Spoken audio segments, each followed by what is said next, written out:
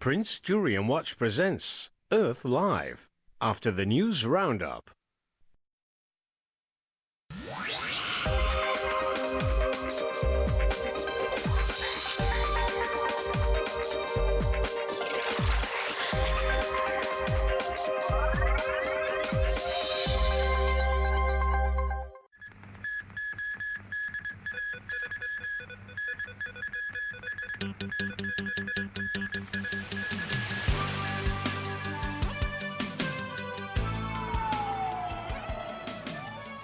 President Xi Jinping orders urgent rescue after factory explosion claims nearly 70 lives in Jiangsu. Taiwan authorities under pressure to find and punish those responsible for the underground gas explosions in Kaohsiung. And more Hamas rocket attacks and fresh Israeli strikes on Gaza.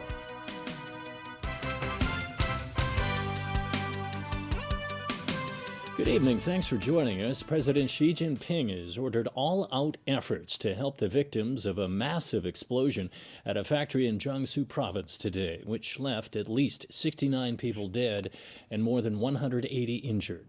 Xi also wants a full investigation and harsh punishments for those responsible.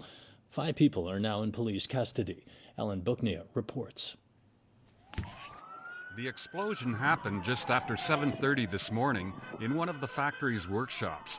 More than 200 employees were at the site at the time. Officials say rescuers pulled about 40 bodies from the scene, while the others died in hospital. Dozens of the injured suffered severe burns to the head and body. Survivors, many with their clothes burned off, took refuge on wooden platforms outside the factory. Doctors and nurses specializing in burn treatment have been flown in from Shanghai to help attend to the injured. They were taken to nearby hospitals that are being described as overcrowded with patients. The factory is owned by Kunsan Zhongrong Metal Products, a Taiwanese enterprise. Its core business is electroplating wheel hubs that it supplies to GM and other companies. A preliminary investigation shows the blast was set off by the quick combustion of airborne dust particles in the workshop. They could have included powdered metals, such as aluminium, that could be set off by a spark or an overheated surface. President Xi Jinping and Premier Li Keqiang have assigned a state councillor to lead a working team to Kunsan to look into the disaster. Workplace safety has been an ongoing problem in China, where regulations are often ignored and workers are poorly trained and ill-equipped to protect themselves from industrial accidents. The site has now been cleared as the investigation continues. Alan Booknia, TVB News. Meanwhile, across the strait in Taiwan, the death toll from a series of gas pipeline explosions in Kaohsiung has risen to 28, with nearly 300 others injured. Authorities have focused their attention on a petrochemical firm, with the government under pressure to punish those responsible. From the disaster zone, our Trevor Lee files this report. Days of heavy rain turned the collapsed road into what looks like a river, making it ever more of a challenge for rescue workers. More bodies and body parts were uncovered this morning. Authorities believe there may still be victims trapped under the rubble. President Ma Ying-jeou arrived in Kaohsiung this afternoon. He visited the injured in hospital and thanked rescue workers for their efforts. Calling it the worst explosion in Taiwan's history, Ma said apart from making sure this never happens again, the government is determined to find out who is responsible. According to initial investigations, LCY Chemical Corp is the most likely culprit, with abnormal pressure in its piping system, reported about 3 hours before the explosions, and tons of gas leaked shortly after that. The company stressed that it will fully cooperate with the probe and will not shirk its responsibility. Several other firms run underground pipes in the area. A number of firefighters were killed in the blasts. Here, family members of one of the victims mourned his death. Residents affected by the blast had been sheltered at a school without air conditioning and sufficient drinking water. But because of the hot weather in Kaohsiung at the moment, those who still can't return home have now been transferred to this school, which has air-conditioned classroom. This affected resident said he feels exhausted, but hopes he can get some rest, now that he is in a slightly more comfortable environment. This woman said she feels indebted to the volunteers, who have been working really hard to look after her. Many of them expressed appreciation for the support of the people across Taiwan during this difficult time. Volunteers have come from all over the island to help out, while donations of food and daily necessities have continued to pour in. Trevor Lee, TVB News, Kaohsiung, Taiwan. Elsewhere, the World Health Organization says the Ebola outbreak in West Africa that's claimed more than 700 lives is spreading faster than the efforts to control the disease.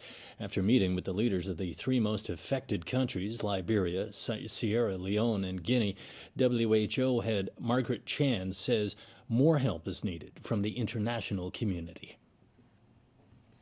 You must support the extraordinary measures and the determination of the three presidents and their countries by providing experts, laboratory capacity, protective clothing, and other resources, including financial resources, to help them to stop Ebola outbreaks. West African leaders have agreed to take stronger measures to try to control the outbreak and prevent it from spreading outside the region. This Ebola outbreak is the largest since the disease first emerged in Africa nearly 40 years ago. Israel continues to bombard southern Gaza as the military searches for an officer believed to have been captured by Hamas militants. The ambush yesterday snuffed out a humanitarian ceasefire that lasted less than 2 hours and dealt a major blow to the hopes of a longer-term solution in the conflict. Dawn breaks over the Gaza Strip after another night of heavy Israeli shelling. A mosque and a university were among the buildings that took the brunt of the attacks. More than 150 Palestinians have been killed since the Israeli army began shelling soon after a 72-hour ceasefire went into force. We were 90 minutes into the ceasefire, minding our own business, defending our own positions, when a terrorist came out with a suicide belt, blew himself up, killed 2. Another gunman came out, shooting, and then abducted one of our officers. But in a statement, Hamas's military wing said it doesn't know where the 23-year-old soldier is and has lost contact with the militants involved in the clash. Hamas says the soldier is likely dead. The collapse of the ceasefire has triggered disappointment and international condemnation. I want to make sure that they are listening. If they are serious about trying to resolve this situation, that soldier needs to be unconditionally released as soon as possible. The United Nations is urging both sides to return to a ceasefire that many had hoped would pave the way for talks in Cairo on a more sustainable truce. But escalation now seems more likely than de-escalation. I myself have a hard time envisioning how these talks would work right now, because there was a substantive and logical linkage between the 72-hour unconditional humanitarian ceasefire and the attempt to make it more durable by addressing some core issues. And right now, that essential first part isn't there.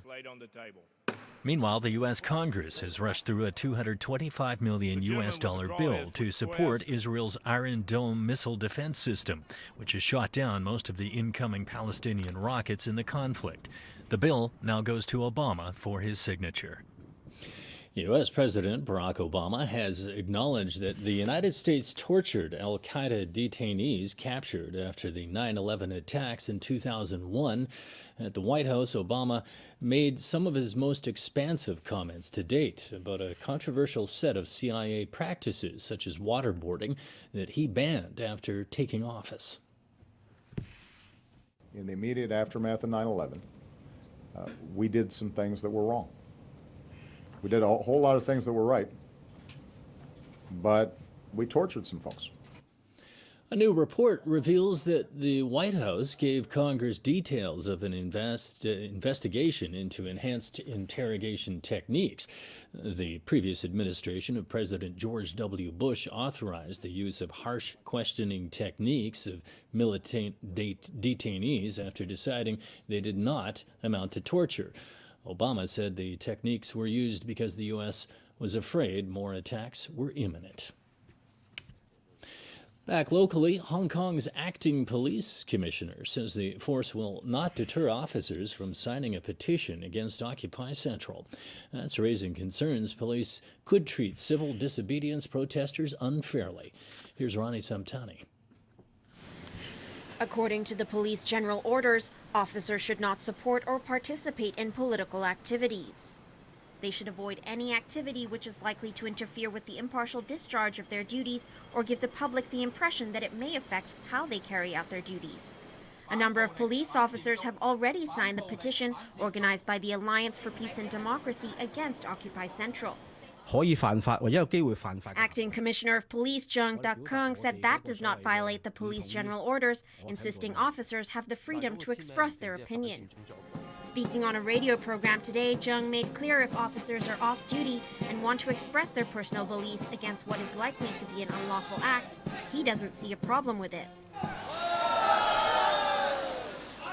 Occupy Central organizers disagree, saying police shouldn't show their support for or opposition to any group. Society expects our civil servants remain neutral in political issues, particularly when facing Occupy Central, which is a very controversial issue.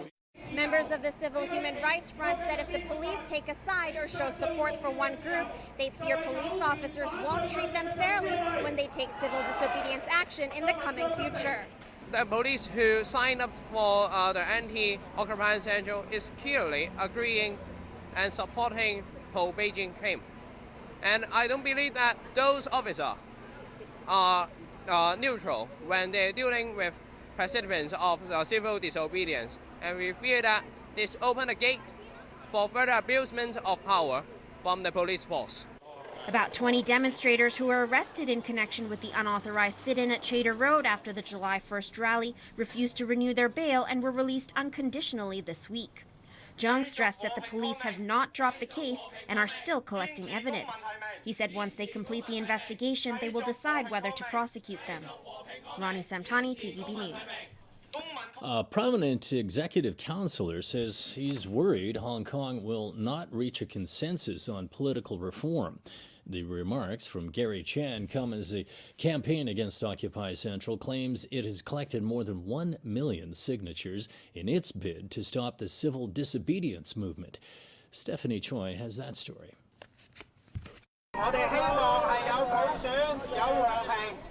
Legislator Gary Chan of the pro-establishment Democratic Alliance for the Betterment and Progress of Hong Kong, along with a group of district councillors, were in the New Territories to collect signatures against Occupy Central. The Alliance for Peace and Democracy has also now started its online signature campaign. The alliance claims it has already collected more than 1 million signatures from those who signed the petition in person.